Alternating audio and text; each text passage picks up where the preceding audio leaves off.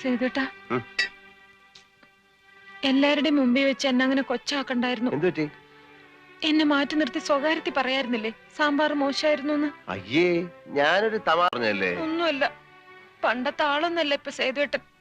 പണ്ടൊരു വിഷു ദിവസം സേതുവേട്ടൻ വീട്ടിൽ ഊണ് കഴിക്കാൻ വന്നപ്പോ ഞാനുണ്ടാക്കിയ സാമ്പാറിനെ എന്തുമാത്രം പുകഴ്ത്തിയിരുന്നു.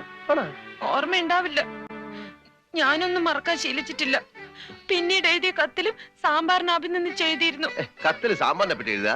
വാ, കാണിച്ചു തരാം. വേണ്ട, എല്ലാം ഉണ്ട്.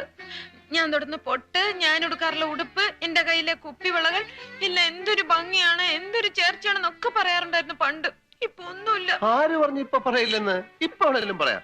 ആഹാ, എന്ത് നല്ല പൊട്ട്, എന്ത് നല്ല സാരി, എന്ത് നല്ല വളകൾ, ഇതെല്ലാം എന്തൊരു ഭംഗി, എന്തൊരു ചേർച്ച. മതി, ഇതിന് പേര് പരിഹാസം.